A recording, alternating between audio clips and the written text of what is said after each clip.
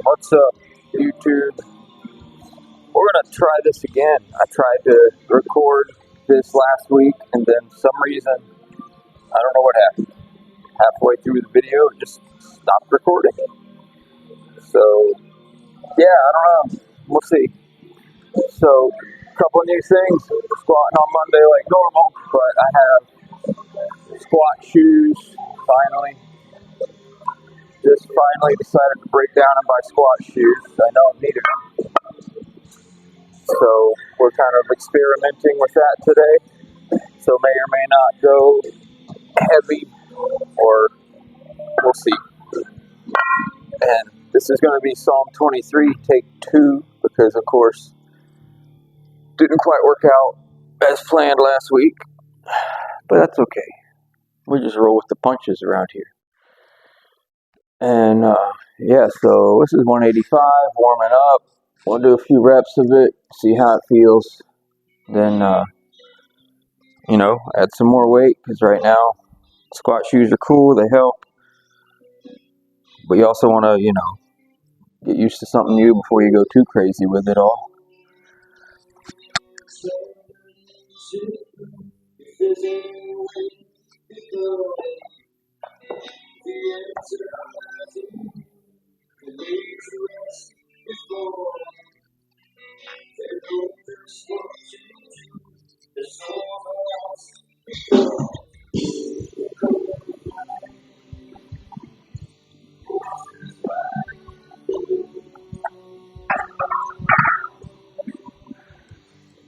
One thing I've noticed right off the bat is I'm used to doing this practically barefooted.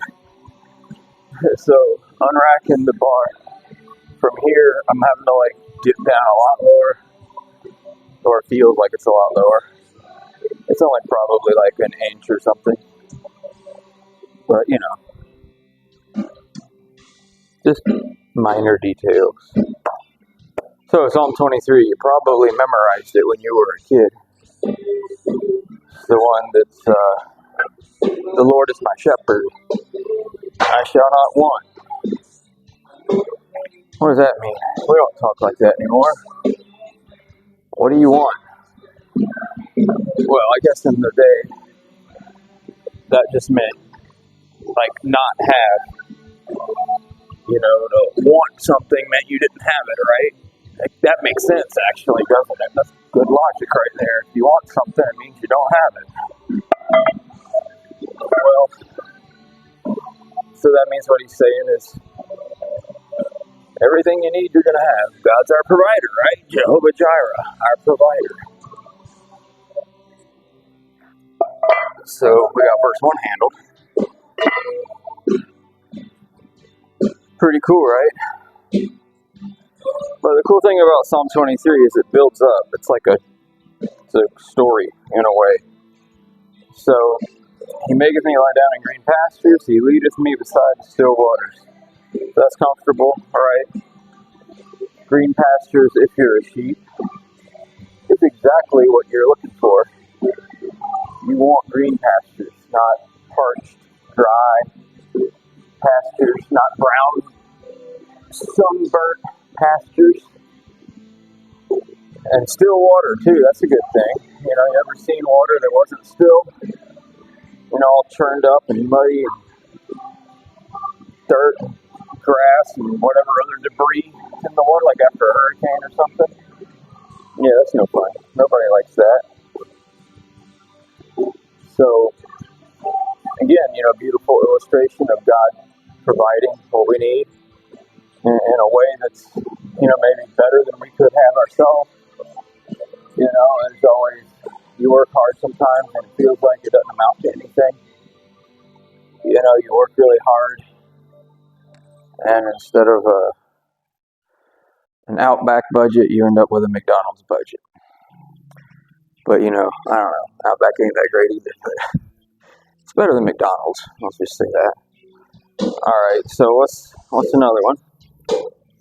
Well, you see the build-up so far, I hope, He restoreth my soul. He leadeth me in paths of righteousness for his name's sake.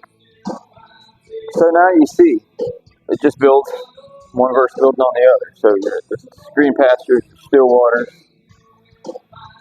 that rest, that peace that strengthens you from the inside out, restoring your soul. And then the path leads me in paths of righteousness for his name's sake. Yep, that's it right there. A new path, a new direction, righteousness, not just something different for the sake of being different. But it's paths of righteousness. And why does he do it? Because he feels like it. It's a fancy way of his namesake. Because he wants to. Because it's his reputation that's on the line. You know, when God puts his foot down and says he's going to do something, he does it. And how and everything like that. When, the where, the how, the why. Because he feels like it. Because he wants to bring honor and glory to himself. Because he wants to remind everyone, the world, that he is in control. So he's going to go all out when the time is right. According to his plan, he will go all out for you.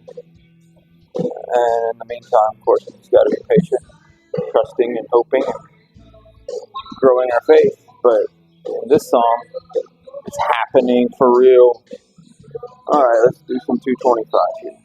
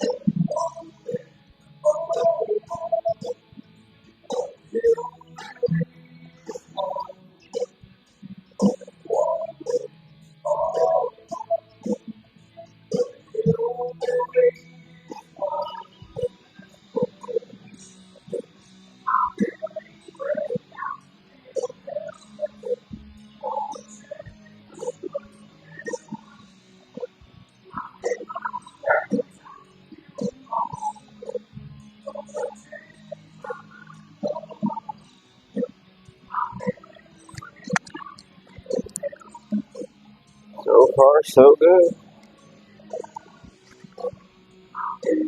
So what else do we got going on here? Like, what happens next in this story? You know, you try to use your imagination and see where a story's going to go. Add what you think you know might happen based on what you know about God and his character and nature. But God's always full of surprises, isn't he? It's never always what we think it is. It is sometimes, because if we've read and studied, we know his character and his nature. We know what we can count on him to do and not do sometimes, but sometimes it's his method that surprises us. So, what happens? Yea, though I walk through the valley of the shadow of death, I will fear no evil, for thou art with me. So we're not alone. Those dark times, those rough times I mentioned a second ago. He was there the whole time.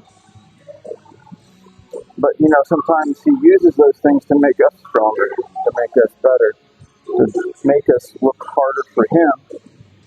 And that's a lesson we have to learn in those tough times. Is are we looking for him, or are we looking to him?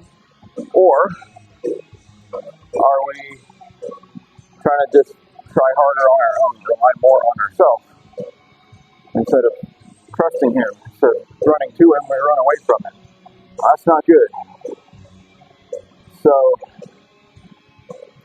now it gets a little weird to some people, probably. The next part of that same verse, continuation of that same sentence, in fact, thy rod and thy staff, they comfort me. That doesn't sound fun.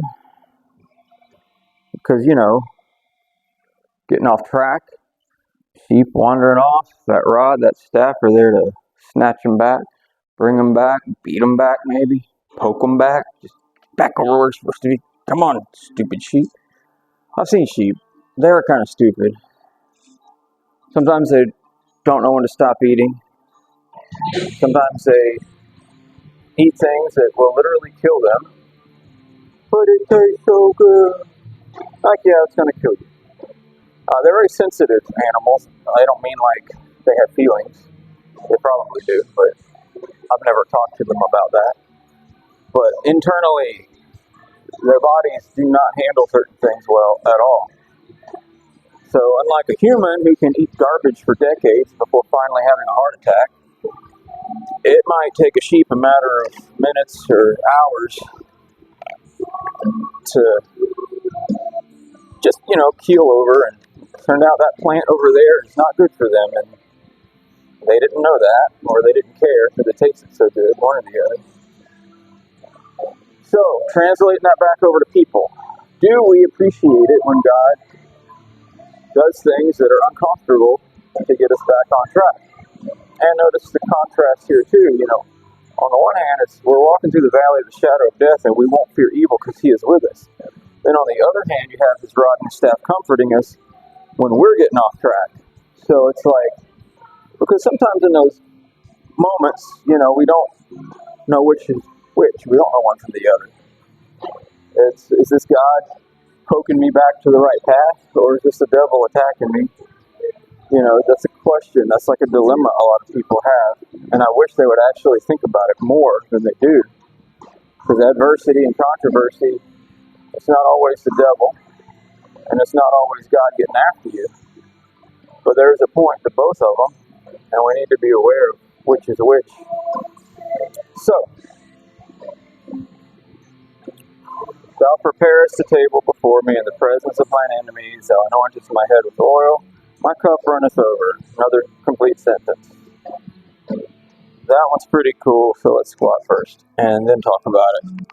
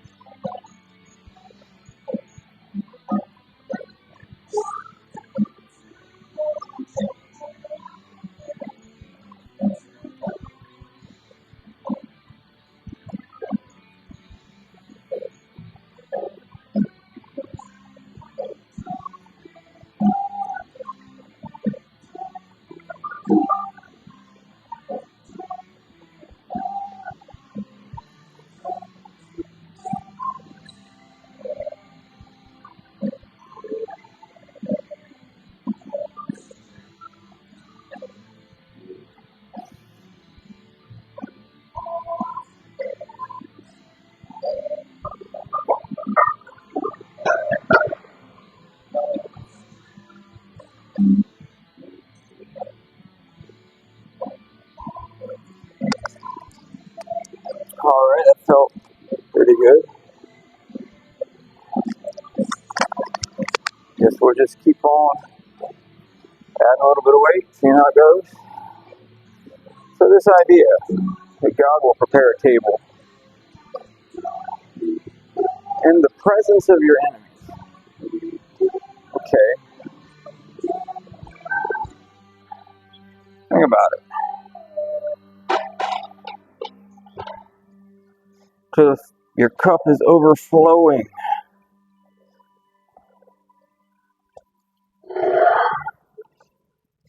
Head is anointed with oil. We don't really do that anymore. That's kind of, old world, old whatever. But that was definitely honor, respect. Okay? It meant something to have your head anointed with oil. Trust me, it's a good thing. So, all these positive, extra respect, extra love, overflowing cup. And in front of your enemies. That's the part that I think a lot of people really would take a pause at. Because, we're also warned in Scripture about not rubbing it in their face. You know what I mean? When Your enemy is defeated. And I mean, different kinds of enemies, though, in the Bible, too. We have to be careful. Because there are, when we're defeating the enemy, like Satan, yeah, we can rub that in his face. It's like, haha, you lose, Satan. But then there's also that warning about not, I think that's like human to human, especially within the Jewish community. Not gloating over your enemy, or else God will stop his punishment. That's in Proverbs. But, yeah, I mean, if we're talking about this God versus the devil kind of thing, like it seems to be in Psalm 23, it's pretty easy to see where we would be gloating a little bit, rubbing it in his face a little bit. God would be showing off, basically, in front of the devil. Like, see, I'm taking care of my children. Look at how much I'm blessing them. Look at what I'm doing for them. Look at how I'm just pouring it out on them. Their cup can't handle it. They're, all like oiled up from, the respect of the greeting of coming to someone's house, which you remember that parable of Simon the Pharisee where he didn't anoint Jesus. And then here comes the neighborhood prostitute, your friendly neighborhood prostitute. And she washed Jesus' feet with her hair. And so, it's just sort of an interesting, the respect and the honor that is there and how that works. So, yeah, worth looking at, worth thinking about the excess that God has gone to here and to take care of his people. And then the psalm ends with, surely goodness and mercy will follow me all the days of my life, and I will dwell in the house of the Lord forever. So now you've got verse 6, the last verse, is talking in a sense of heaven, eternity. You know what I'm saying? Because that's the only time we can honestly say what that verse says, is if we're talking about heaven. Goodness and mercy will follow me all the days of my life. Well, that could happen. That is happening. It does happen. Because even the trials, we know, are actually preparing us for the weight of glory that is to come. But dwelling in the house of the Lord forever, that is very clearly going to be something that is going to happen in eternity, in heaven, with Christ. Second coming stuff right there. So, the last time I checked, this isn't the house of the Lord in the eternal sense. Yes, this is God's house. This is his world, for that matter. But, Satan has temporary rule and reign here. It's like he's a disgruntled tenant or something. And, just not going to work out for that guy. So that's really it for Psalm 23. I'm just going to keep on squatting and, enjoy my new squat shoes. So you go out and have a good day if you want to.